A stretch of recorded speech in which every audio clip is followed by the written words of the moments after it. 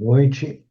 Então, dá seguimento agora à prática e estudo dos yogas dos sonhos.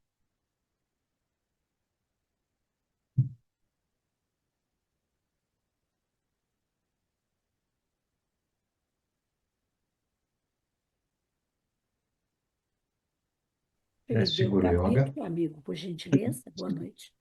Estão me ouvindo? Você me deu, por gentileza, o capítulo? Ah, sim. Obrigada. Nós estamos no capítulo, um pouquinho, capítulo 3, Corpo de Energia.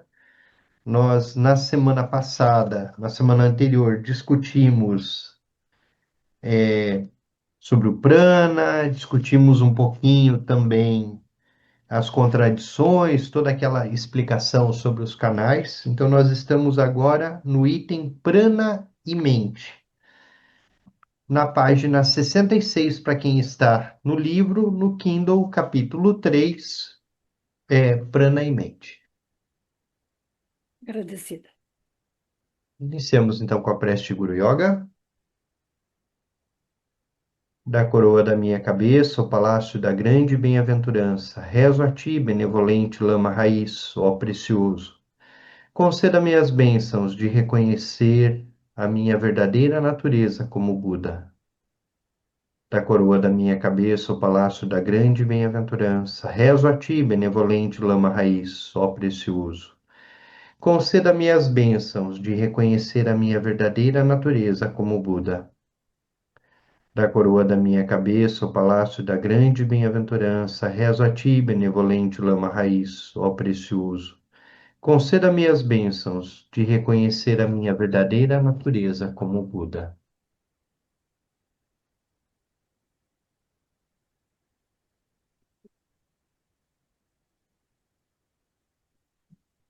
Página 66,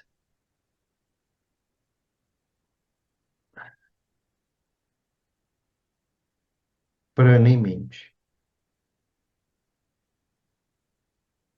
Então, nós já entendemos a perspectiva dos seis reinos, nós já compreendemos a relação entre os venenos que geram os reinos, toda a perspectiva do samsara. Todos os sonhos estão relacionados a um ou mais dos seis reinos. As emoções, as imagens, tudo aquilo que surge no sonho está relacionado a um ou mais dos diversos reinos. A conexão energética mente, entre a mente e cada um dos reinos é feita através de locais específicos em nosso corpo. Com isso, como isso é possível? Dizemos que a consciência está além da forma, cor, tempo, sensação tátil. Então, ela pode estar conectada a um lugar. A mente fundamental está além de tais distinções, mas as qualidades que surgem na consciência são influenciadas pelos fenômenos da experiência. A mente, a base, ela não está num lugar específico. Nós costumamos dizer que o coração é a morada da mente, né, dentro da tradição tibetana. Mas as qualidades da mente, a manifestação dos fenômenos, isso não está associado a diretamente um lugar. Porém, as suas qualidades se relacionam, perdão, a mente como tal não está necessariamente vinculada a um espaço, mas as condições, as, a- as causas, as condições se relacionam e geram fenômenos. Então, mesmo a mente sendo atemporal, sem cor, sem tamanho, a base de tudo, ela se manifesta E essas manifestações, essas emanações, essas projeções têm conexões.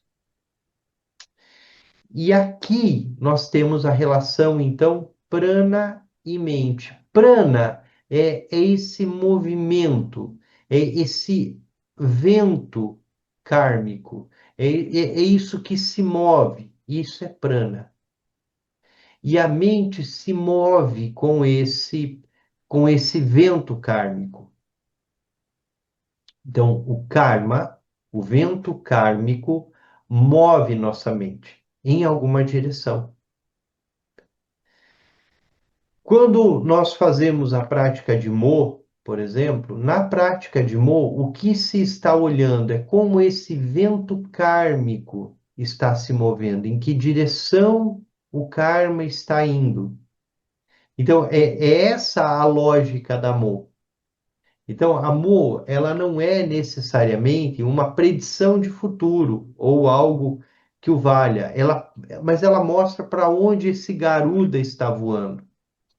E os tibetanos dizem que se o garuda está indo em uma direção, nós montamos o garuda e vamos com ele. Nós aproveitamos o movimento do vento kármico.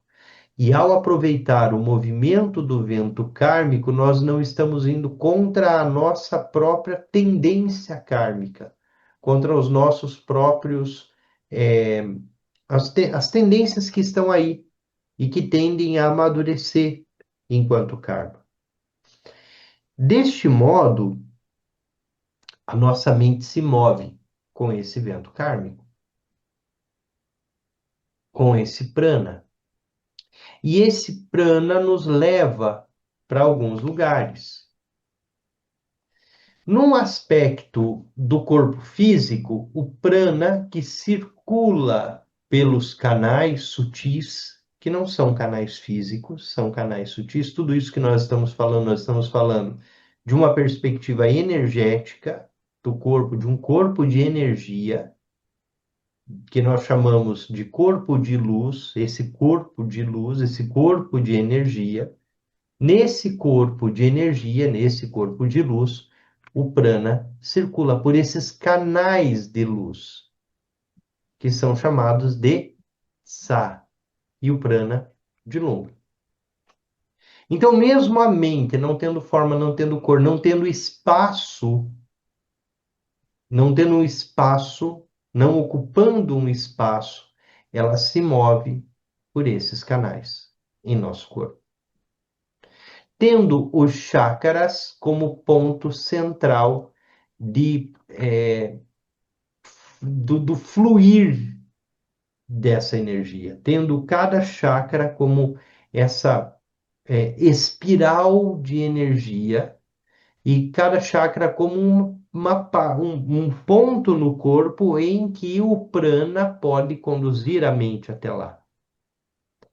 Então, quando nós sonhamos e nós temos experiência com um ou mais reinos, os tibetanos ensinam que isso ocorre por conta do prana e de onde nossa mente está se manifestando do ponto de vista do lugar físico. Se uma conexão com o chakra da garganta é uma experiência, se uma conexão com o chakra do coração é uma outra experiência, se conexão mas com o chakra da cabeça é uma outra experiência. Então, onde, ah, onde o prana levou a nossa mente, a partir de lá nós fazemos as experiências no sonho. Há pouco nós falávamos sobre o bardo e falávamos basicamente isso também, né? Na hora da morte, onde o corpo, por onde a mente pode sair do corpo. E nos yogas dos sonhos, nós consideramos o mesmo ensinamento, para onde a mente é, se, se colocou dentro do corpo. Então, a mente, ela circula pelos canais. Ela se conecta ao corpo pelos canais. É tudo sutil. Mente não tem cor, não tem forma, não tem lugar. Canais são sutis e são esses canais que conduzem a mente. Isso é importante porque nós muitas vezes não conseguimos entender também esses canais como portas, ou melhor, esses chakras como portas. Na prática tibetana, cada chakra é uma porta de acesso, e é uma porta de acesso para nós mesmos. É uma porta de acesso para o nosso interior, para o nosso refúgio.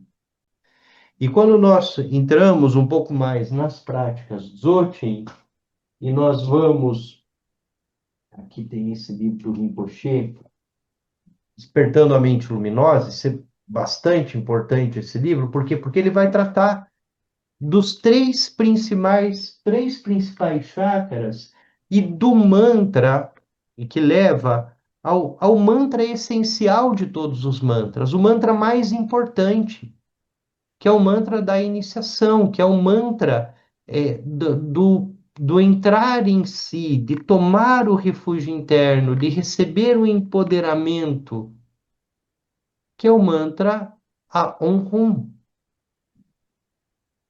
que contém todos os mantras, que contém todo o ensinamento, que é o mantra essencial, é o mantra dos mantras.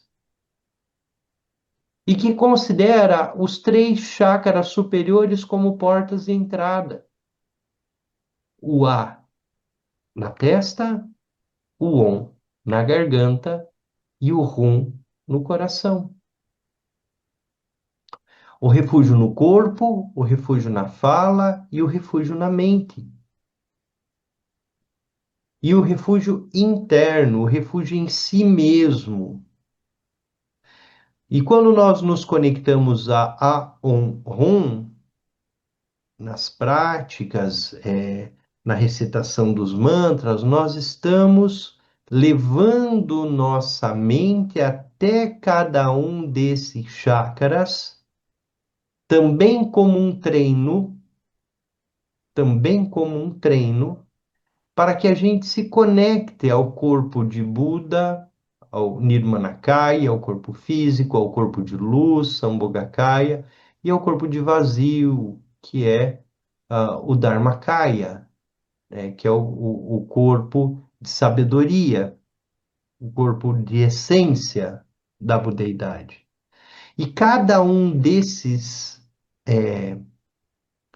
sílabas, que mais do que sílabas, dessas cores, e mais do que cores, dessas luzes, a luz branca, a luz vermelha e a luz azul, nos conectam às cinco luzes puras, as cinco luzes essenciais, aos cinco Budas primordiais. Então, levar a mente até um desses chakras consiste em abrir essa porta, abrir a porta da mandala. Então, quando nós associamos prana e mente, nós estamos falando desse mover-se dentro dos canais, né, desse vento kármico dentro dos canais que conectam a nossa mente a portas, a portais, as três portas, as cinco portas. E como uma mandala que tem quatro entradas, nos yogas dos sonhos, nós vamos praticar com quatro chakras, movendo nossa mente até cada um dos chakras e a partir daí pensando, refletindo, raciocinando a partir de cada uma dessas portas, a partir de cada um desses chakras. Então, quando nós dizemos leve a consciência até o coração, conduza a mente até o coração, conduza a mente até a garganta, conduza a mente até a testa. A imagem do chakra é um suporte. Então, visualizar na testa uma esfera de luz branca, o chakra não é a esfera de luz branca. A esfera de luz branca é um suporte, para que a gente se conecte a essa porta. Leve a tua consciência até a garganta, visualize um lótus vermelho, e essa é a visualização dos yogas dos sonhos na garganta.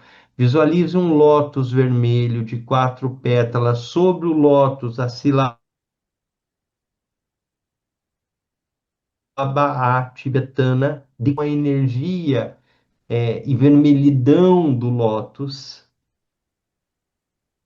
Vejam que o chakra não é o lótus, não é o A, não é o vermelho. Tudo isso é um suporte para que a energia da mente, para que a mente se conecte àquele chakra, que é uma porta. Leve a tua mente até o coração, visualize um rum de cor azul bem escuro. Ou leve tua consciência até o coração, visualize uma esfera de luz azul. A esfera de luz azul não é o chakra. Quando nós olhamos para os ensinamentos sobre medicina tibetana, esse é o ponto de partida de saúde e doença no Tibete. Como estão os chakras e como a energia está circulando no organismo a partir desses chakras. Então, os chakras eles vão aparecer como um guarda-chuvinha, né, de canais, porque aí a partir dele esses canais se espalham por todo o corpo, e aí cada mestre vai mostrar um pouco a sua compreensão, cada ensinamento tem detalhes, diferenciações, semelhanças entre si. Seja como for, os chakras não são as imagens que nós criamos. A gente vai ver ensinamentos que vão pedir que a gente visualize esse chakra como um Buda. Um Buda na garganta, um Buda na testa, um Buda no coração. E cada um deles, um lótus, em algumas tradições, é um lótus de 4 pétalas, um lótus de 8 pétalas no coração, um lótus de 16 pétalas na cabeça. Então, cada tradição vai dando vai criando uma forma de conexão com esses espaços para que o prana leve a mente até lá. O chakra secreto como uma esfera de luz negra ou como uma esfera de luz verde, ou para quem faz salum, de repente o chakra amarelo que está no umbigo está na testa. Sempre como uma forma de se conectar fisicamente com o espaço no corpo. Esse é um outro ponto muito importante da tradição tibetana. A iluminação se dá no corpo físico, como Nirmanakaya. O refúgio interno é a partir do corpo físico, que é o corpo de bem-aventurança, que contém os 3 canais e os 5 chakras. Então, prana e mente estão no corpo físico, na perspectiva do corpo físico, que é presente. Podemos analisar essa questão por nós mesmos. Imagine ir a um lugar tranquilo, um templo bonito, com sons suaves de cantos e cheiro de incenso, ou um lugar verde sobre uma pequena cachoeira. Quando entramos em um lugar assim, é como se uma bênção fosse recebida. A qualidade da experiência é afetada, porque o ambiente físico afeta o estado da consciência. Isso também acontece com influências negativas, né? Quando visitamos um local onde foram cometidas atrocidades, nos sentimos desconfortáveis, dizemos que o lugar tem uma energia ruim. Isso também é válido com o nosso corpo.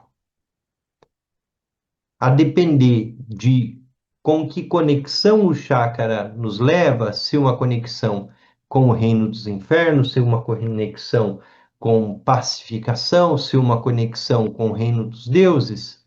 Quer dizer, se nossa mente fica naquele foco, assim como quando nós entramos fisicamente num espaço agradável, nós nos sentimos bem, quando nós entramos fisicamente num lugar denso, pesado, nós nos sentimos mal. Isso acontece também com o prana conduzindo a mente dentro do corpo. O mesmo é válido internamente dentro do nosso corpo. O que queremos dizer quando falamos em trazer a mente para um chácara, para o chácara do coração, por exemplo? O que significa a mente estar em algum lugar? A mente não pode ser localizada ou contida em uma área pequena. Quando colocamos a mente em algum lugar, estamos colocando nossa atenção. Estamos criando imagens na mente ou direcionando a atenção para um objeto dos sentidos. Quando focalizamos a mente em algo, o objeto do foco afeta a qualidade da consciência, ocorrendo mudanças correspondentes no corpo. Então, quando prestamos atenção num determinado chakra, as qualidades mudam. Assim como quando nós entramos num templo, a experiência muda. Quando nós entramos num lugar pesado, denso, o Rinpoche diz onde aconteceram atrocidades, a nossa energia muda. Assim também muda a nossa experiência a depender das causas e condições.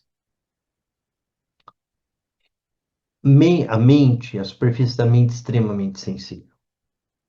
Como ela é sensível, a experiência, a depender do lugar, do chakra, muda a percepção.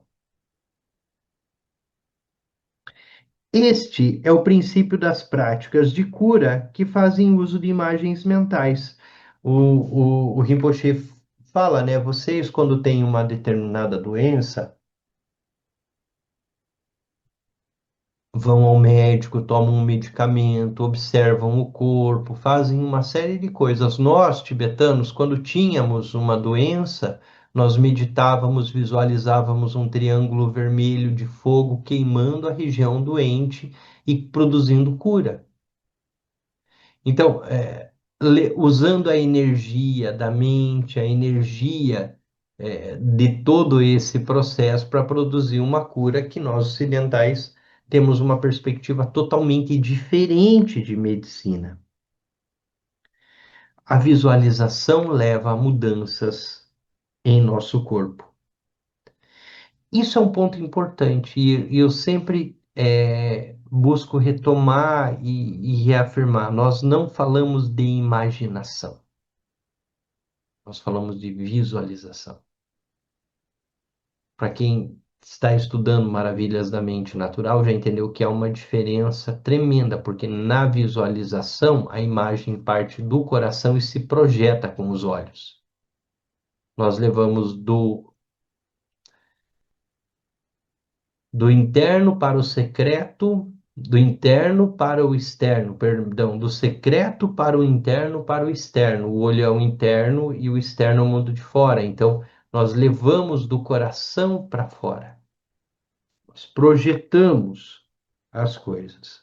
Então, a visualização leva a mudanças no corpo. Mas essa visualização é uma visualização que deve ser treinada, que deve ser experimentada, que deve ser vivenciada, né? Então, nas práticas tântricas, por exemplo, a prática de cura do Buda da medicina, nós estamos visualizando que uma pessoa está sendo curada naquele momento, a partir da nossa recitação de mantra, a partir da visualização do Buda da medicina, a partir da luz que emana do coração do Buda da medicina, uma determinada doença está sendo removida ali naquele momento. E essa visualização promove mudanças.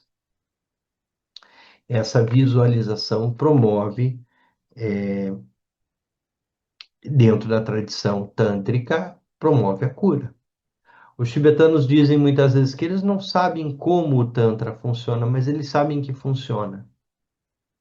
Então, ele não sabe exatamente como, esse aspecto da visualização, como isso está funcionando, mas isso funciona.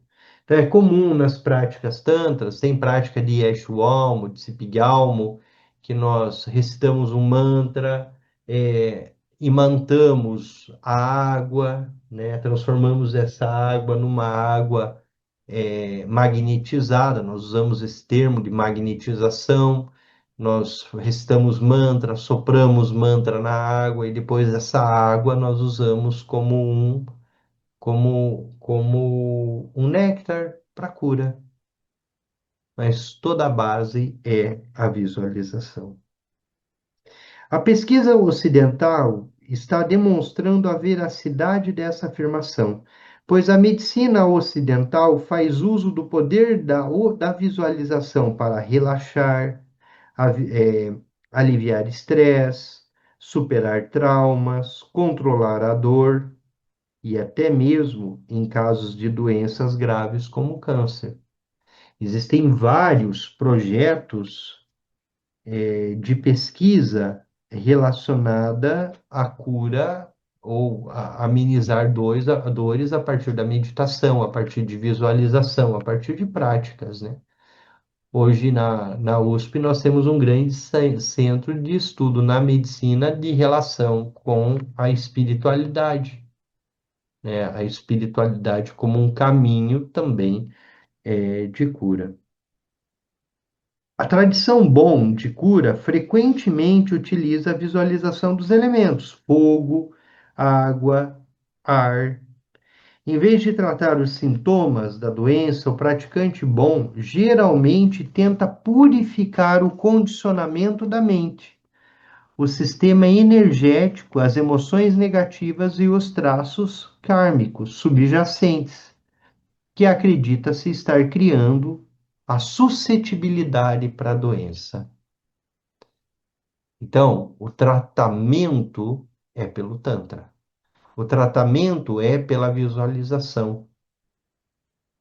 É totalmente diferente. Aquilo que eu falei, o Rinpoche diz, olha, vocês tomavam medicamentos, nós lá no Tibete, lá na Índia, em treinamento, utilizávamos a visualização de um triângulo de fogo numa determinada parte. E aí, quem pratica Tumo aprende a lidar um pouco com isso, né? Leva a consciência até o chácara secreto, mantém ali a lamparina acesa, aquela luz, né? O calor que sobe e desce, a visualização no topo da cabeça, da sílaba Ram de ponta cabeça, que é aquecida, que pinga fogo, que aumenta a chama. Então, tudo isso e que um praticante de tumo começa a perceber o seu corpo aquecendo. Os tibetanos usavam isso para viver com um pouquinho mais de conforto no alto dos Himalaias, então eu acabava utilizando essa visualização. E quem pratica tumo aprende a praticar, percebe o calor aumentar, aprende a lidar um pouco mais com isso. Por exemplo, podemos visualizar um fogo intenso em resposta a uma doença. Visualizamos formas triangulares vermelhas e tentamos experienciar o calor pelo poder. Aqui traduziu como imaginação, mas o ideal é visualização, pelo poder da visualização. Poderoso como que se eleva de um vulcão, movendo-se através de nossos corpos como ondas de chamas. Podemos fazer um exercício de respiração específico para gerar mais calor. Dessa forma, usamos a mente e suas imagens para afetar o corpo, as emoções e a energia. E isso produz um resultado. Assim como a medicina ocidental pode utilizar a radioterapia para queimar células cancerígenas, usamos o fogo interno para queimar marcas kármicas. Para que a prática seja eficaz, a intenção deve ser clara. Para que a prática seja eficaz, a intenção deve ser clara. Para que a prática seja eficaz, a intenção tem que ser clara. E esse é um ponto muito importante, porque isso é Tantra. A intenção precisa ser clara, focada, direcionada.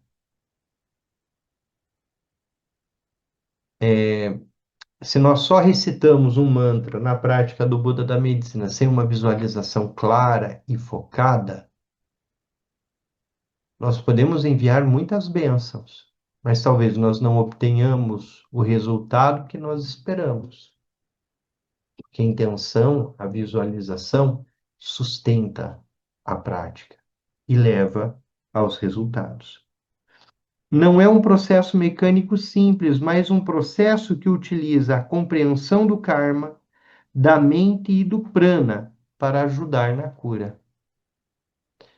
Obviamente, é bom tirar proveito da medicina ocidental quando possível. Usamos o que quer que possa ser benéfico, ou seja, não estamos aqui dizendo que a gente deve parar de usar a medicina ocidental, ao contrário, podemos, devemos, porque ela também nos beneficia.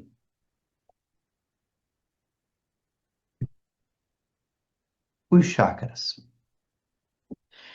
Na prática dos yogas dos sonhos, direcionamos nossa atenção para diferentes partes do corpo, os chakras. Na garganta, chakra da garganta, sobrancelha, sobrancelhas e coração, e ao chakra secreto que fica atrás das genitais. São 6 chakras principais. Então, nós vamos ouvir muitos ensinamentos falando de 5 chakras, de 6 chakras. Para efeitos da prática, nós vamos falar de 6 chakras: testa, garganta, coração, umbigo, genitais e sola dos pés. Quando a gente falar de forma geral do chakra, nós vamos falar de 5 chakras, que são os chakras que estão a partir do chakra secreto, para cima. Quando falamos em 6 chakras, nós estamos considerando a sola dos pés como sexto chakra e o chakra relacionado ao reino dos infernos e à emoção da raiva.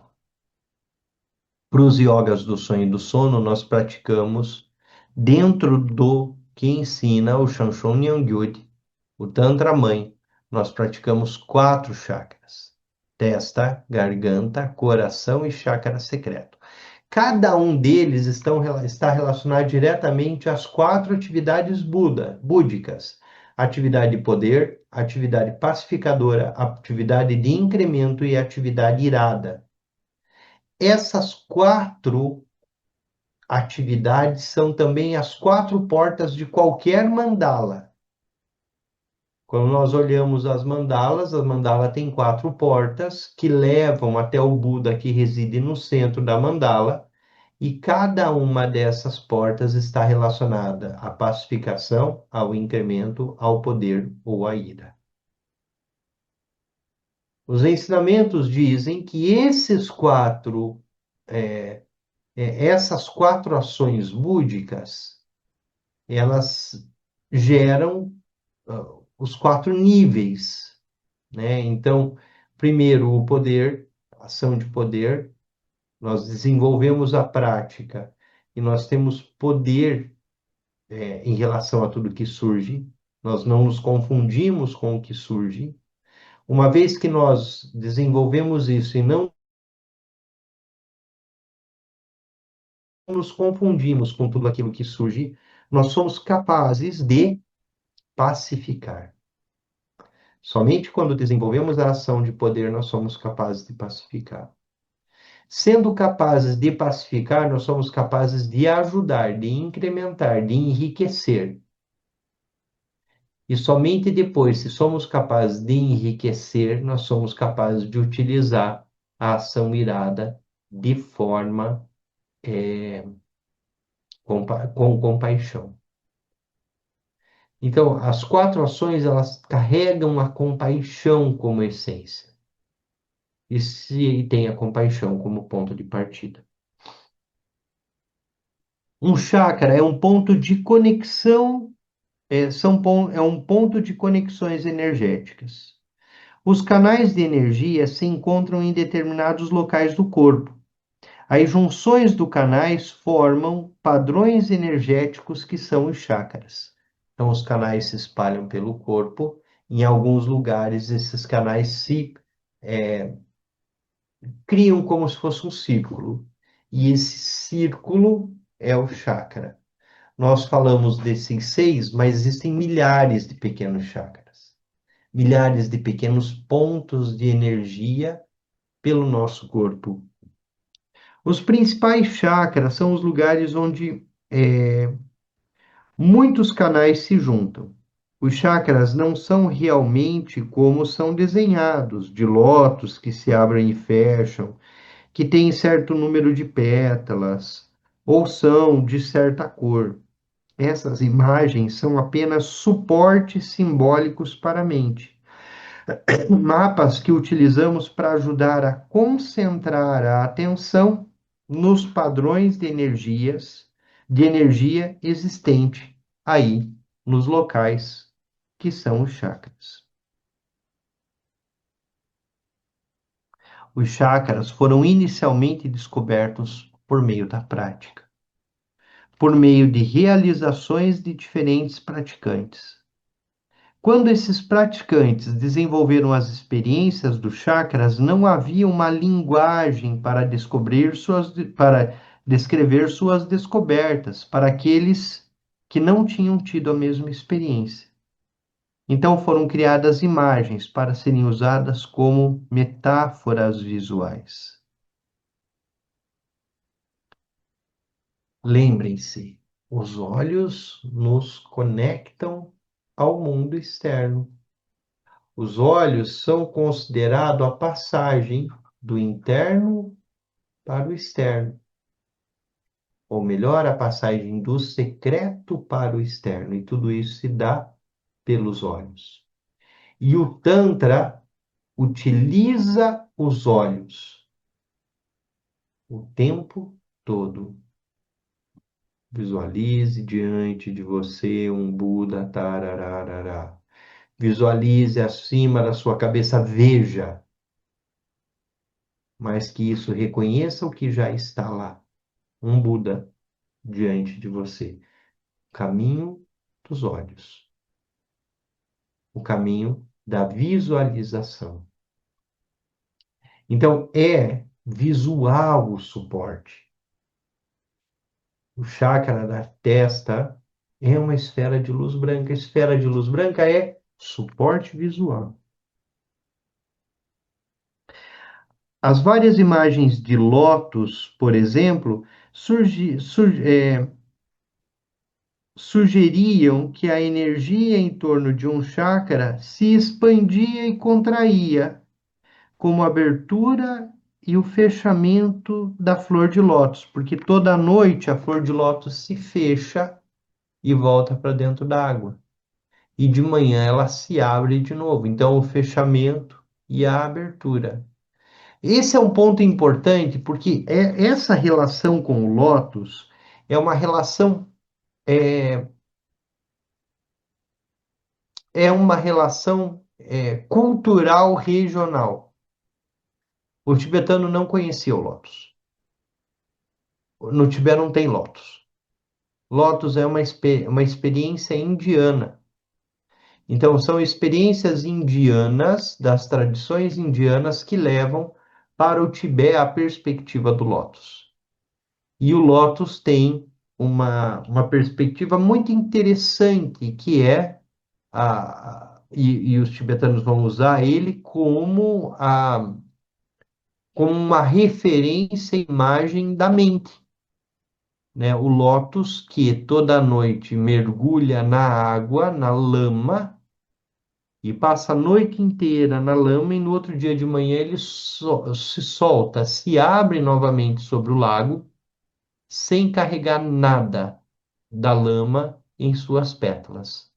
Então, o lótus é uma imagem da mente que pode estar associada ou se vincular a qualquer um dos venenos, mas mesmo assim ela é pura como o lótus, que nada de sujeira, nada de lama se impregna em suas pétalas.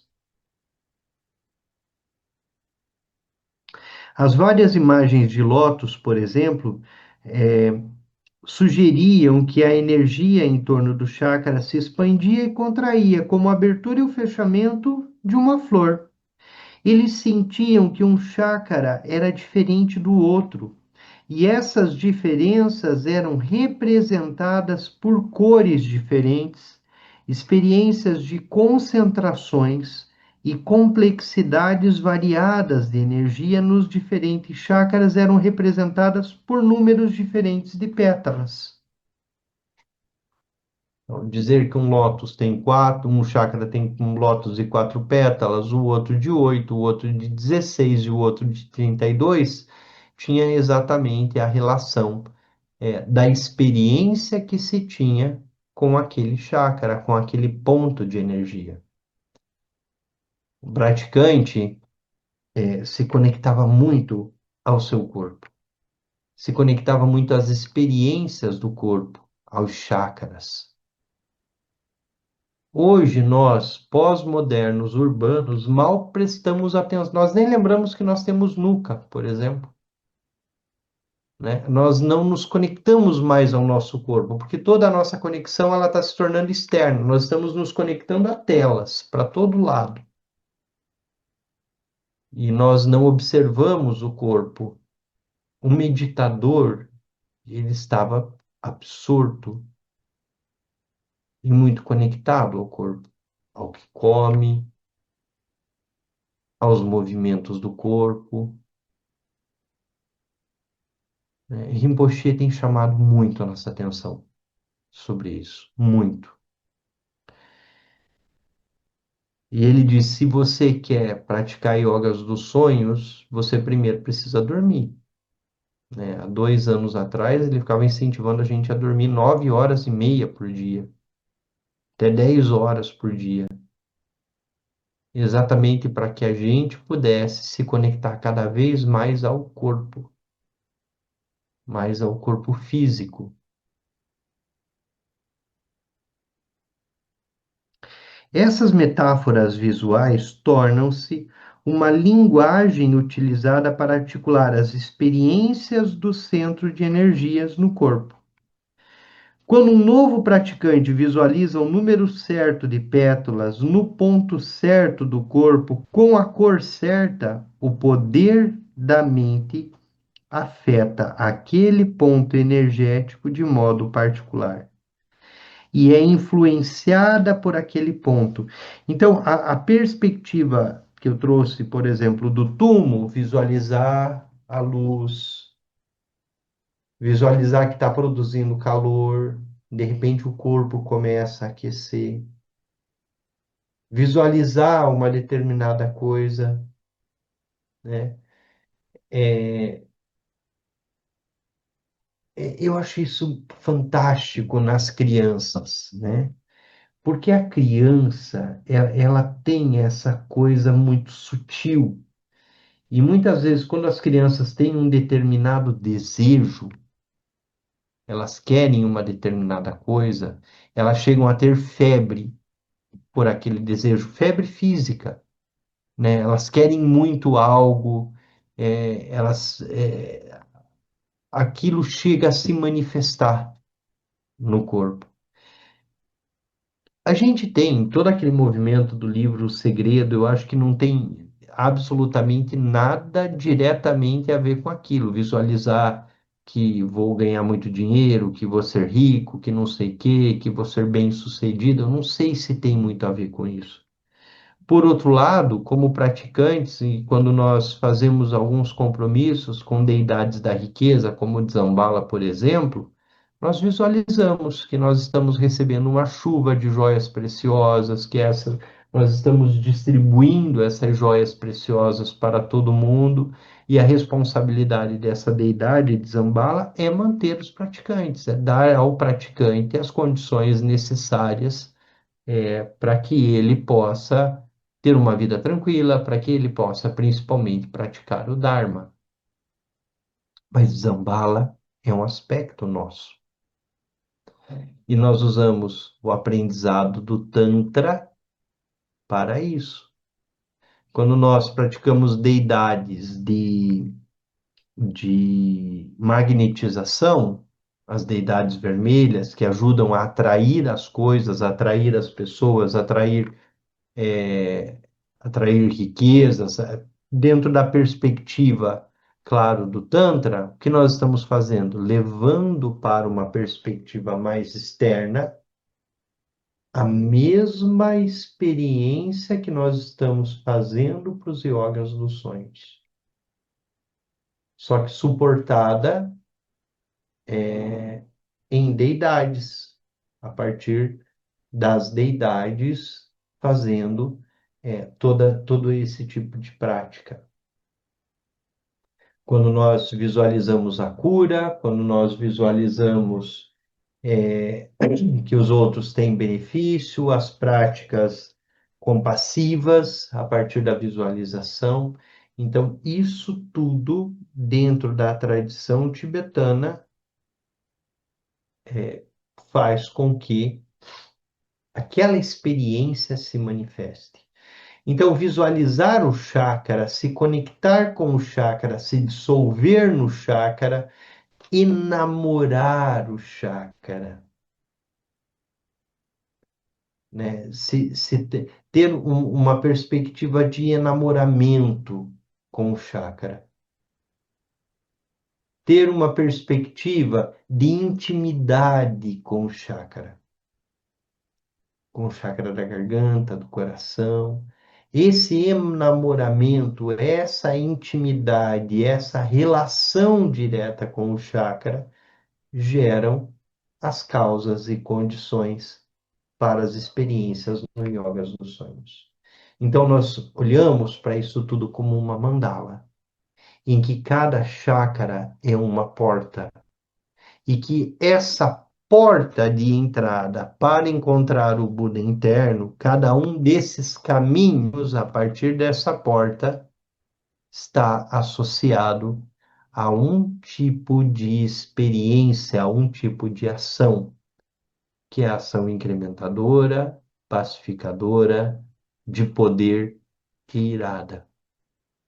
E depois, quando nós entramos nos yogas dos sonhos, nós entendemos que cada chácara é como se fosse uma casinha, como se fosse um espaço, e que cada um desses espaços tem as suas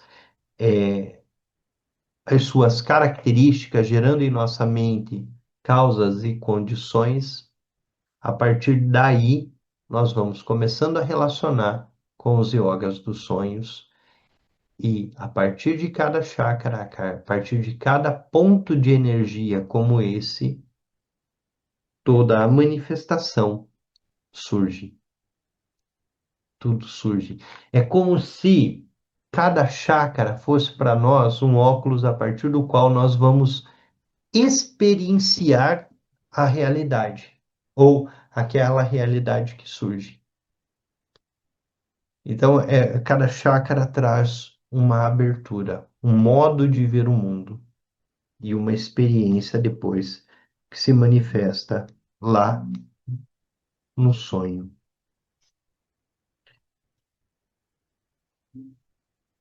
Muito bem. Alguém gostaria de fazer algum comentário, uma pergunta?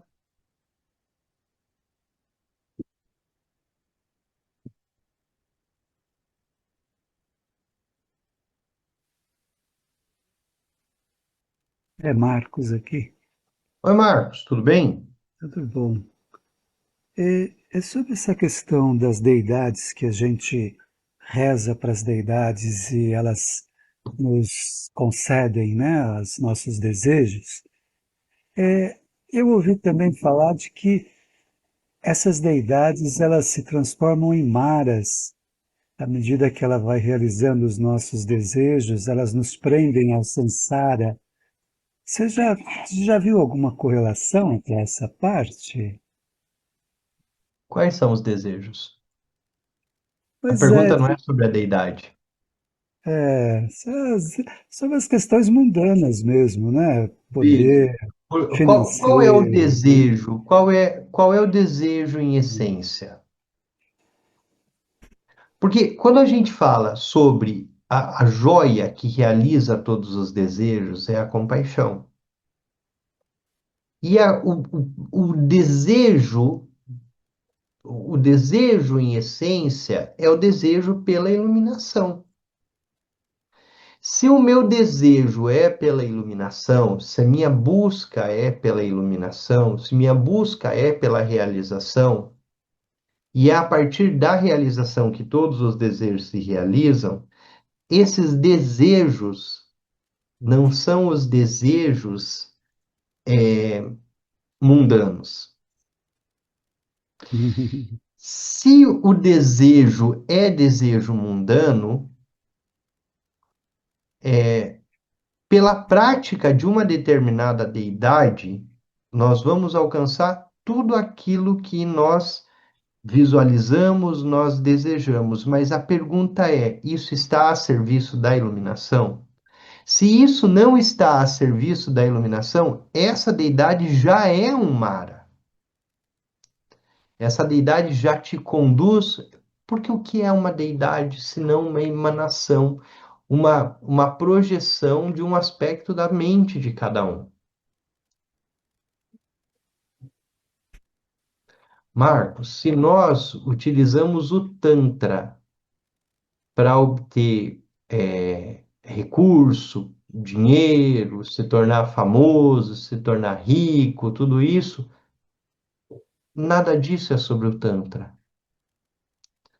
Nada disso é sobre a prática. Então, todas as deidades que nós podemos usar ali, elas são Mara, porque elas estão nos levando para um caminho da ilusão e produzindo mais samsara. E esse é um ponto muito importante, que os tibetanos dizem, o Tantra funciona. Eu não sei exatamente como, mas ele funciona. Então, se nós vamos utilizar uma determinada, vamos chamar aqui a deidade de um canal, de de um condutor, para a gente obter alguma coisa, pela prática tântrica, nós podemos obter essa coisa. Pelo treino, pela visualização, pelo foco. Só que, se isso não está a serviço da iluminação, isso já é Mara, isso já é Sansara. Prática de Dzambala. Dzambala é uma deidade que nos dá as condições necessárias para a gente viver, só que ela é uma prática de generosidade. E tudo aquilo que nós obtemos pela prática de Dzambala é para o benefício de todos. Então, sim, nós vamos conseguir o que seja necessário para a iluminação, porque o objetivo principal é a realização, é a iluminação. É, o bom, as tradições tibetanas, elas têm uma perspectiva muito interessante relacionada a essas práticas mágicas. Então, é muito comum, no Tibete, era muito comum utilizar esse conhecimento tântrico para causar danos, para destruir a colheita do vizinho, para uma série de coisas. Se a gente pegar a história de Milarepa, Milarepa é um grande praticante tântrico como feiticeiro, até se botar a serviço de Marpa, isso na tradição budista, e aí depois se tornar um aluno de Marpa até que ele purifique todo o karma e coloque tudo isso a serviço da iluminação. Então, a prática tântrica vai ser tanto para o bem, como também possível ser usada para outros fins. Dentro das práticas tântricas, nós vamos ter as práticas de premonição, as práticas de bênção, as práticas também que têm alguma finalidade que não necessariamente assim tão positivas. Não que na perspectiva da, da prática tibetana, da prática compassiva pela iluminação, nós vamos usar todos os ensinamentos tântricos para produzir danos. Ao contrário, nós usamos as práticas tântricas para, numa perspectiva mahayana, levar todos os seres para a iluminação. E fazendo o voto, com o Buda Shakyamuni, de deixarmos esse mundo somente quando nós vermos as costas do último humano deixando o samsara. Ou seja, se fazemos o voto de Bodhisattvas, nós somos os últimos a sair daí, que é o voto do Buda Shakyamuni. Eu só saio do samsara quando eu ver as costas do último ser humano entrando no nirvana. Então, ele é o último a sair. E aí tudo que se faz é pela prática. E sim, Marcos, se nós não tivermos como intenção suprema a iluminação e a bodhicitta, todas essas deidades na prática tântrica se tornam e são maras. Estão nos conduzindo para o samsara e não para o nirvana.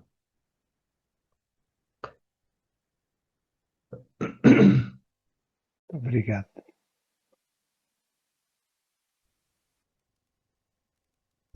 A Angel Cats falando, ou Angel Cats, eu não sei quem falando aqui sobre a perspectiva do Lotus, né? E é bem essa a perspectiva do Lotus. Toda noite ele está envolto no mundo, mas ele não se contamina com o mundo. Ele não se contamina com tudo isso. E um praticante ele pode estar onde estiver fazendo o que estiver fazendo. Se a intenção dele é pura, ele é como esse Lotus. Na verdade, uma pergunta: a prática me leva ali a isso? Sim. Por exemplo, algo do dia a dia, um vizinho mega zoadento, festeiro, etc., que eu não que eu não tenho como mudar, mas eu posso mudar como agir a isso e conviver com isso para me melhorar e seguir meu caminho, até me mudar para um outro pântano, sei lá. É basicamente isso, sei lá. Outra experiência de lama, mas continuar sendo Lotus perante esses desafios. É dificinho, mas porque tem o traço kármico com a raiva. Sim, todos nós, se algo externo tira a nossa paz, é o teu vizinho barulhento, o barulho se tornou maior do que a nossa capacidade mental. Então, um praticante, ele é capaz de praticar onde ele estiver, do jeito que ele estiver. Tem alguns anos atrás, mais ou menos uns 12 anos, lançaram um desafio para a monja Coen de ela ficar praticando, meditando no meio do desfile de São Paulo Fashion Week. E ela falou, ok, porque é irrelevante o que está acontecendo do lado de fora. O barulho, a agitação, é, é basicamente isso, Angel, é ser Lotus. Então pode estar acontecendo o que está acontecendo ao redor. A prática não está fora, né? É claro que nós vamos buscar um lugar tranquilo, nós vamos buscar os grandes yogis e yoginis, se retiravam numa caverna para praticar, sozinhos. Mas isso não quer dizer que nós precisamos disso para o retiro. Nós podemos fazer retiro espiritual no, sei lá, no meio da Paulista, com todo barulho, com toda agitação, num dia de manifestação e ainda assim manter a nossa perspectiva de Lotus. Muito bem? Então hoje nós falamos um pouquinho sobre o chakra, sobre as três portas, e na dedicação nós retomamos isso, né? E nós vamos lá para a dedicação. Toda virtude pura realizada por meio das três portas, dedico para o bem-estar dos seres dos três reinos, havendo purificado todas as aflições e obscurecimentos dos três venenos, que rapidamente possamos atingir o estado completo de Buda nos três corpos. Preste longa vida de Gezi Mongyal Rinpoche, pelas bênçãos das três joias dos Budas e Bodhisattvas, pela força da infalível verdade última e pelo poder da meditação de nós praticantes, detentor dos ensinamentos, possa sua vida ser muito longa.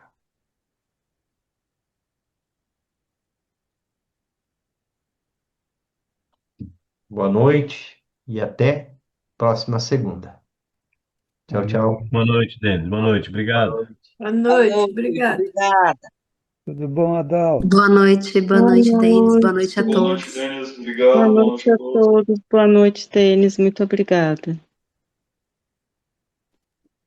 Boa noite.